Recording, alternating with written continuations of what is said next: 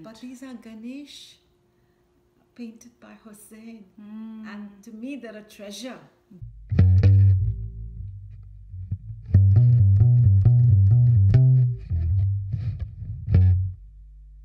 Welcome to the D Word by Peace Vigil. D stands for difference, and difference is often seen as the source of fear, division, and ultimately violence. Today we interview Kusum Wagle, an American who taught science for many years and is now a full-time mom and grandmom. She was brought up by parents who come from two different religious traditions, Hindu and Muslim. Let's hear what she shared with us.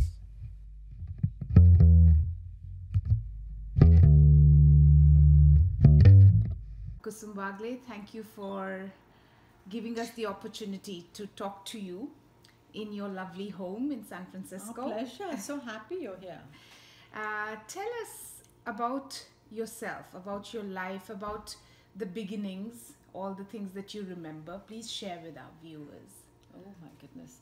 Well, I've led quite a checkered existence. We lived in India for the first 30 years, then in Washington, D.C.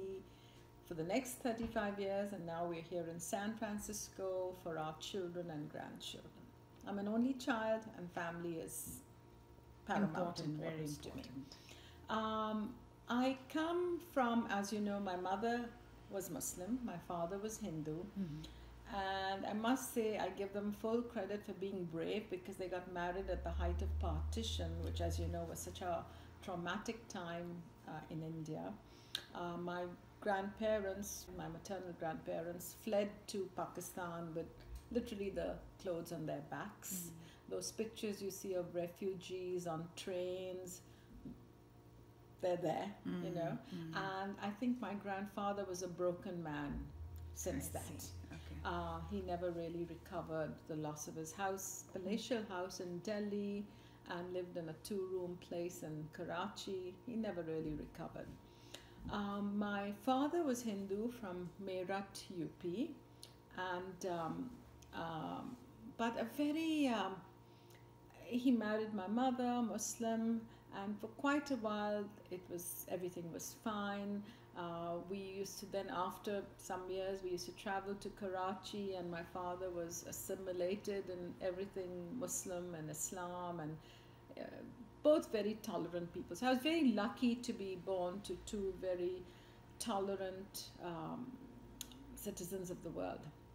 I was also very fortunate to go to a Catholic school, and my best friend was my neighbor in Bombay, a Jewish girl who now lives in Israel, Shoshana, and I had a very dear uncle who was Parsi. So to me, whether you were Muslim or Zoroastrian or Hindu didn't ever matter, because it seemed everybody had wonderful rituals, different rituals, which I think enriched my life also. But no way did it take away from being human. And in fact, like I said, enriched my life.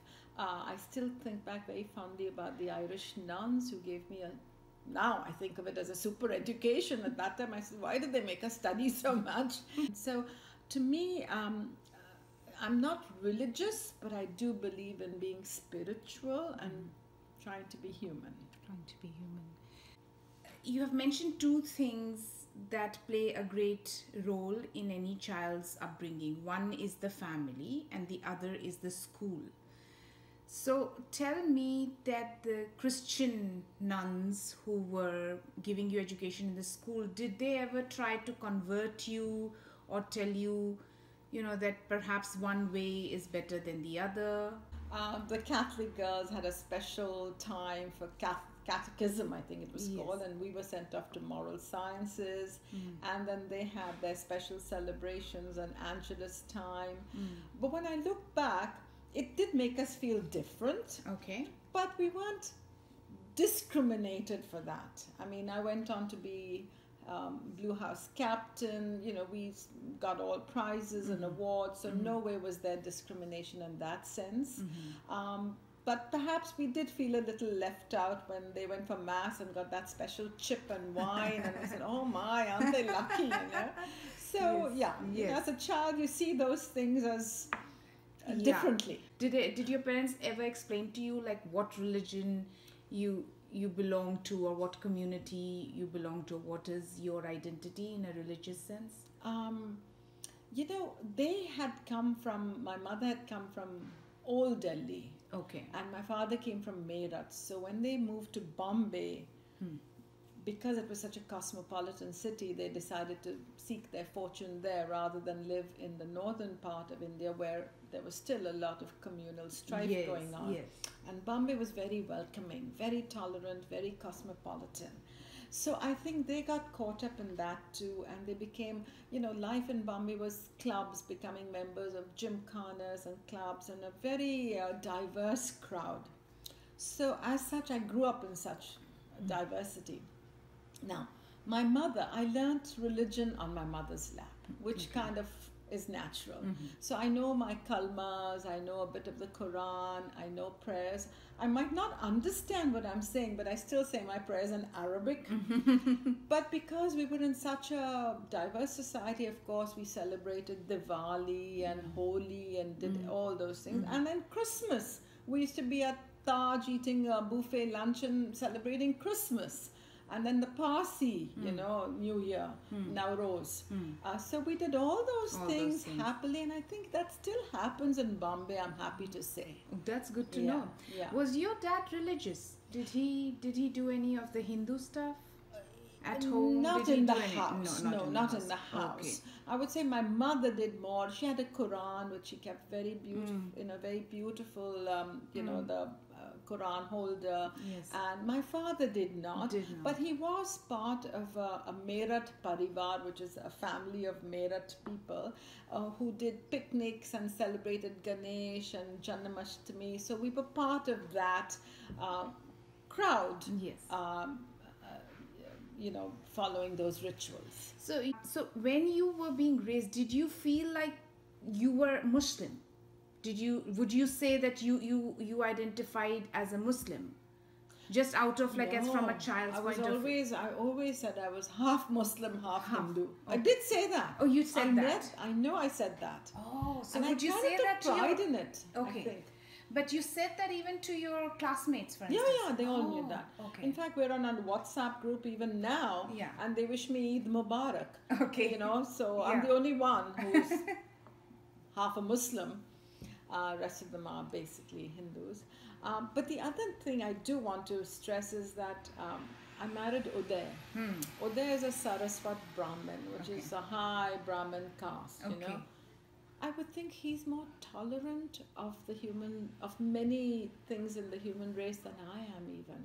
So one doesn't have to have that mixed upbringing only to be tolerant. It can be your surroundings, your environment, and how you were brought up and how you were educated that can lead to it. True, because if you look at your own parents, they were not from mixed marriages, but they were loving and kind enough to accept partners from a different religion. Right. So you're right. It doesn't make you better or more accepting. Superior in any way. No. But I do feel that if you are a part of a mixed heritage, you are more likely to understand the pain that perhaps A community or B community is going through, because you feel like that's your community as well. You know what I mean? Yes, that's suffering. That's suffering. Yeah, my heart goes out to even the Rohingya who are Muslims but not from India or Bangladesh. They were perhaps originally from Bangladesh, but my heart goes out to them. They have been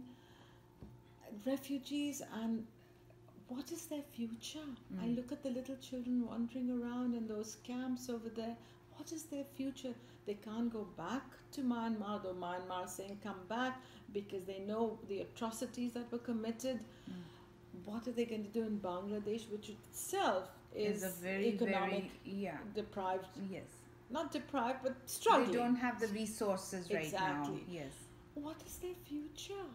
The children, the girls, the boys, what is their future? My heart goes out to them. If the story had been written a bit differently, Kusum, supposingly your parents had not been able to make it, given that whole partition history, what if they had landed in Mumbai and not made it? Because there are many families that didn't have the financial resources. Do you think things would have been different for you, not having that education, not I having think that. so. Okay. I do think so. I was very fortunate to be in the right place at the right time. Mm. Yes, I could have been in a neighborhood where it was strongly Muslim and anti-Hindu, or continuing that same partition mentality. The ghettoization of people. Sure, and I could have been there, of course. Yeah, because people do say that, when you lack resources, you're really pushed to a corner and you will get more influenced by fundamentalist ideologies, and that terrorism in some ways is linked to Yes. that lack of Yes. resources. People, the young minds especially, they are very impressionable. Lack of education, Mm-hmm. or different education, Yeah. and lack of resources. Absolutely. Mm-hmm. And my fear is all these refugee camps, Exactly, yeah. breeding grounds for resources, and of the terrorist The negative mentality. influences. Exactly. So when we create more refugees, we don't take care of them, and there's no way for them to go back or to make new lives somewhere in a decent manner, Right. then those refugee camps themselves can become breeding grounds Exactly. for more fundamentalist Exactly. activities, fanaticism. And when you look at the children, I mean, they're innocent. You give them a school classroom as an environment, and they are happiest.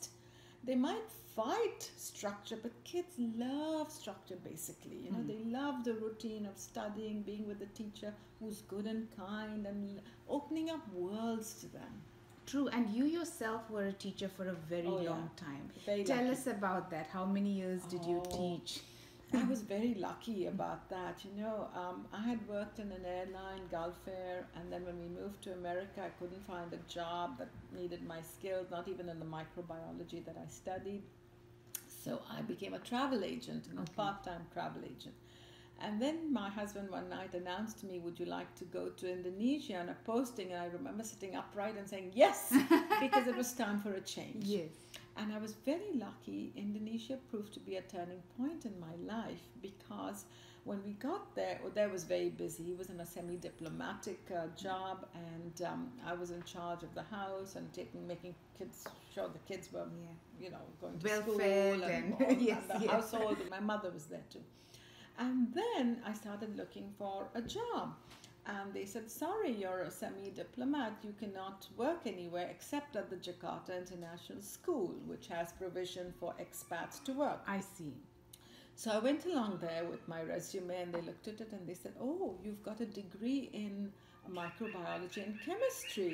Yes. And we need a part-time science teacher. Would you be interested?" And I never looked back. And I loved being with the kids in a classroom environment. That's the one thing I miss about retirement, the classroom environment and the kids. Mm-hmm, mm-hmm. And I taught in high school in Jakarta and middle school, and then came back to DC and worked with middle schoolers, and then worked at the Washington International School for 18 years, which was as diverse as anything I could ask for, almost as diverse as the World Bank. And just loved it, and think back on Jakarta days and say I was in the right place at the right time again. True. Just very fortunate. Very fortunate. As a teacher, do you think that classrooms can play a big role in cultivating a culture of diversity, of appreciating diversity? Of course. Because we had children from Israel and from Palestine at Washington International School, and they would do mock fights and debates, and it was very good because it's not that you consider people evil or you consider hate them, but you can disagree with them, and I think that's the important thing we're forgetting. You don't necessarily have to hate someone because they don't think the same way, but you can disagree with them and talk it out. And I feel we're not talking enough amongst ourselves as to why you think this way or why do I think this way, and what is maybe some way we can compromise or see something together. And the fact that you don't actually meet a person who's different from you or may have a different understanding of the situation than you makes it worse, because then you are fed ideas or you're Yes. given ideas Yes. about that person which may not be true at all. Absolutely. Your mind is clean as a slate, and then you've got all these ideas, and it's sad. It is sad, but in a classroom you actually get to meet other Yes. people. You get to understand that they're as human as you are. They may have a different point of view, but they're still human. They still have a mom, they have a dad, they have a home they go back to. They have, quirky things to share. Sure. They have Human jokes. problems. Yes. Very much the same sometimes, and sometimes a little different. A little different. But I think if you see various religions and their rituals, and you celebrate them, might not necessarily follow the rituals, but celebrate them, I think it's just so enriching. How much do you think is racism or any kind of disparity in the world that comes out of these superficial divisions is a problem? Do you see it as a big huge problem? I do. I mean, much as I don't want to think of it because I am brown myself, but if you are of a certain strata in society, and you don't have the right education and the right skin color and the right connections, then you are starting at a disadvantage. I do feel that it's not equal, much as I would like it to be equal. And as a human being who has lived in many parts of the world, and also is highly educated, has been a teacher, what do you think are some of the solutions to make the society more just, more egalitarian, where people are valued, they're given the opportunities they deserve? Well, I definitely think, being a teacher, I would say it starts in the classroom. Even at the kindergarten level, we have a diversity of teaching tools, and start talking and getting the kids to develop the sense of empathy. I think that sense of empathy is very important, because if you sense that someone else is suffering because of something or has been discriminated against, you can stand up for them. So I think developing a sense of empathy at a very young age is critical. I think one doesn't have to wait for them to be middle schoolers. You can start it at very early age. That coming together and talking. And Anything I don't want to else? bring in politics now, but I'm an Obama supporter. Okay. Such a classic couple, and what he said makes sense, and what Michelle said makes sense. And I'm not very much pro the current president, and he has lots of followers. And much as I don't agree with their thinking, I feel we're not talking enough with them. We can't just, like I said, we just can't say we hate what you say, but we can say we can disagree. But we need to talk and see why they're thinking the way they're thinking, or maybe we're wrong too. In some cases, I could be wrong, and I might have to listen to some truths myself, but I think that's part of it. No, we're not in any superior standing. It's an exchange. It's an exchange. And you think that exchange has become rare also because of the kind of stance that some of our leaders have, which is very authoritarian. It's like, Yes. either you follow me or you are my enemy. Exactly. Oh, definitely. That is so. The social media has played a very important role.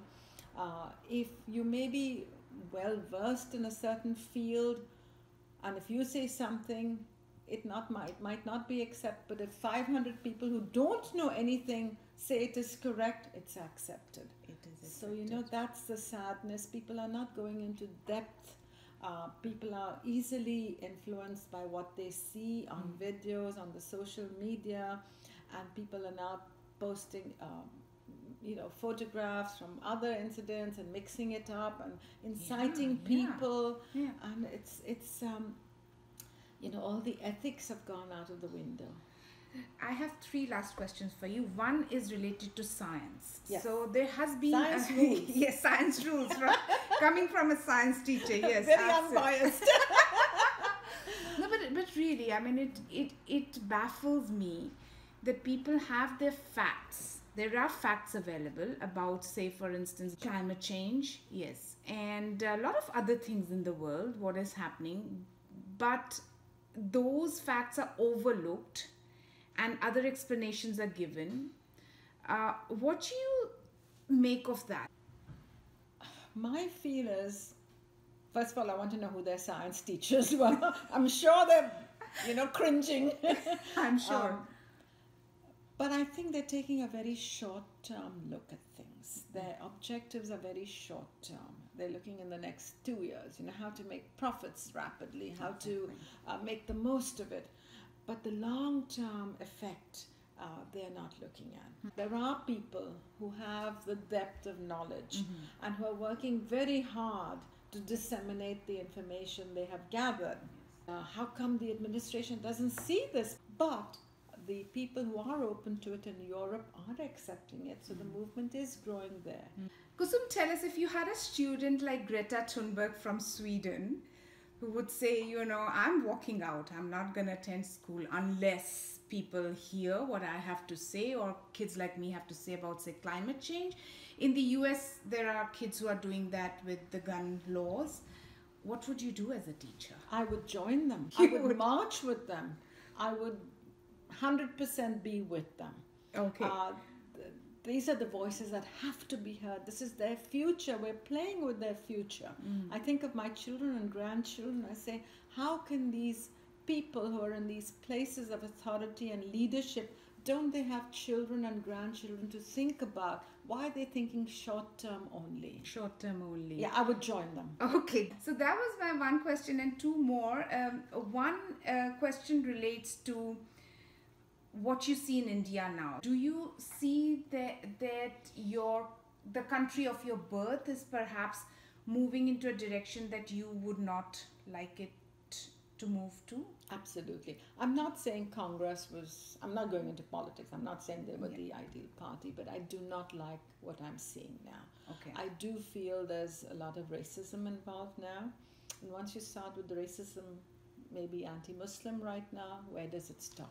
Anti-Christian, anti-Sikh, anti-Dalit Panther, it just goes on once you start. I love the secular nature of India, what it was and what the Constitution promised. I grew up in that, and I think that was the strength of India. If you look at the history of India. And so if you had to talk to, say, the common Indians, who are actually there in India, would you say that it is a time to look within themselves and see where they are going, and not just follow somebody who's charismatic or says things that may appeal? It's a very temporary, I think, solution to rather complex problems. So for instance, if I come to you and say, look, do this, and with a magic wand I'm going to solve problems, it actually doesn't happen in real life, does it? I'm going to give you two instances. Yeah. We were invited to a lunch by my husband's university group, so well-educated people. Yes. Business management. Yeah. They didn't know my background. Okay. And my name, Kusum Wagle, doesn't reveal anything of a mixed heritage. Yeah. And this one guy started talking about how, yes, the minorities have to be removed. They mustn't be given rights and privileges. Why? This is India. This is Bharat. And I couldn't say a thing because I didn't want to embarrass the host who knew. And he was embarrassed because he knew my background. And he apologized to me later. But it would have kind of ruined the party. And I feel maybe I should have stood up and said something, but it wasn't the time, it wasn't the setting. The other incident I want to talk to you about is, we recently had a friend over from Pune, and he said as soon as he entered the US, we met him in San Francisco, we took him out for dinner. He says he asked for refugee status. Now mind you, he's a Hindu Brahmin, and he says what's happening now in India is disgraceful, and he asked for refugee status of the immigration officer to the US. Okay. And the guy said, why? And he said, because of what's happening in India. So we have those two kinds of people. And you have to maneuver your way around. People know how I think.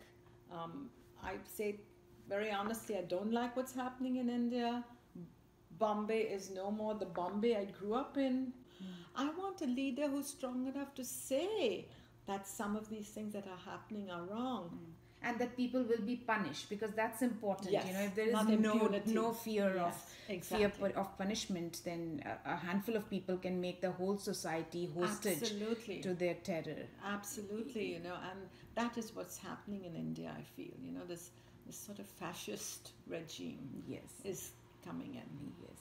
And in the end, Kusum, I would like you to give a message to our viewers about what you think are some of the important things in life that one should be guided by.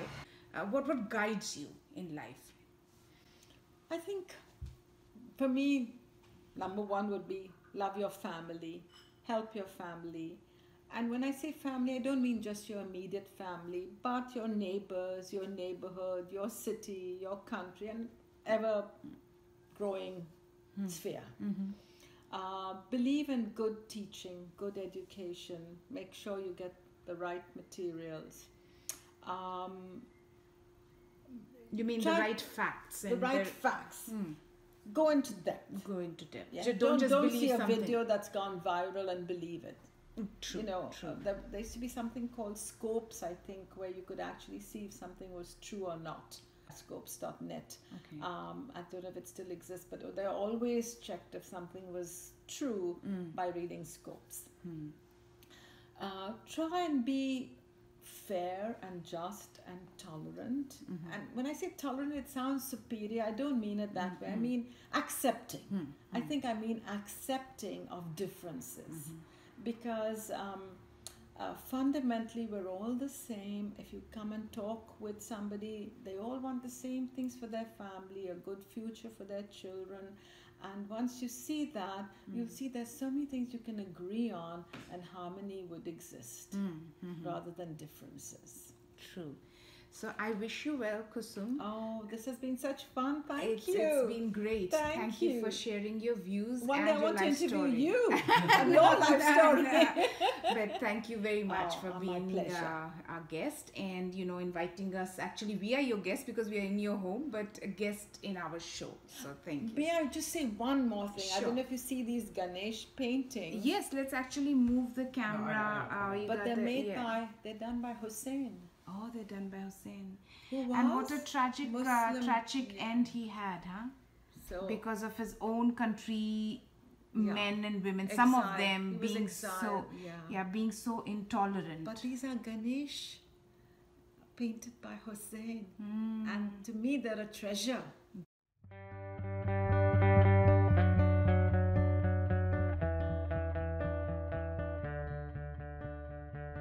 That was Kusum Wagle. Her story is the story of diversity, the very essence of life. We're often afraid of difference not because it's unnatural, far from it, but because dominant politics portrays difference as a threat. It creates fear. Fear leads to anger and division, and we become insular. What if we tried to explore difference? What if we started to dialogue not from a place of superiority, but from a desire to know? We can be ourselves without hating others.